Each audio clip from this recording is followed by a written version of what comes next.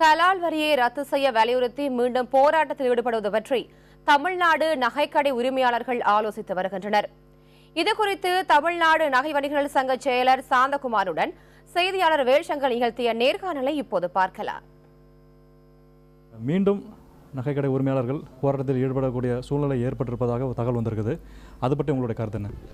அதை பார்த்தோம்னா ஏற்கனவே நாங்கள் ஏன் போராட்டத்தை வாபஸ் வாங்கினோம் அப்படின்னா, மத்திய அரசாங்கம் என்ன பண்ணாங்க, 10 பேர் கொண்ட ஒரு குழு அமைச்சு அதுக்கப்புறம் அதில் என்னன்னு சொல்லி முடிவு எடுத்து ஒரு 1.5 மாதத்துக்குள்ளே தெரியப்படுது எங்களுக்கு சாதகமான ஒரு ரிசல்ட் கொண்டு வருவாங்க அப்படின்னு சொல்லி தான் நாங்கள் பேக் பண்ணோம் இந்த வாபஸை கூட.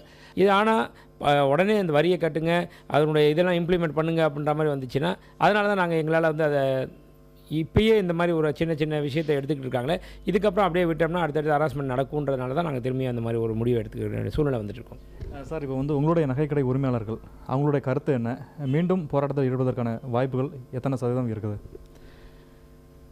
கிட்டத்தட்ட பார்த்தோம்னா ஒரு பரவலாக ஒரு 80% 85 விழுக்காடு பார்த்தோம்னா எல்லாருமே கடையை மூடிட்டு போராட்டத்தில் ஈடுபடலாம் அப்படின்ற மாதிரி தான் எல்லாருடைய கருத்து கணிப்பு இருக்குது. அதான் ஒட்டுமொத்த எல்லாருடைய கருத்தையும் பதிவு பண்ணிவிட்டு நாங்கள் இன்றைக்கி ஈவினிங் தெரியப்படுத்தலான்னு இருக்கோம். ஆனால் பெரும்பாலும் பார்த்தா எல்லாருமே வாலண்டரியாக நம்ம இருக்கப்பயே எங்கள் மெம்பர்ஸ் ஆகட்டும், நான் மெம்பர்ஸ் ஆகட்டும், எங்கள் துறையை சார்ந்த இணை நிறுவனங்கள் எல்லாருமே சேர்ந்து கூட இந்த மாதிரி இன்றைக்கி நம்ம பண்ணியே ஆகணும். ஏன்னா இப்போ தமிழ்நாட்டில் மட்டும்தான் இப்போ பந்த் பண்ணாமல் இருக்குது. தமிழ்நாட்டை தவிர மற்ற இந்தியாவில் மற்ற மூளை முடுக்க எல்லா இடத்துலையும் பார்த்திங்கன்னா தொடர் போராட்டமாக அறிவிச்சிருக்காங்க, நடந்துக்கிட்டே இருக்குது இங்கே பண்ண. அதனால் இன்றைக்கி என்னன்றதை பார்த்துட்டு நாங்கள் முடிவு இது பண்ணிடுவோம். தெரியும், பொதுவாக அந்த கலால் வரி விதிப்பு, நகைகள் மீதான கலால் வரி விதிப்பு அது மக்களையும் பாதிப்பதற்கான வாய்ப்புகள் இருக்கா சார்?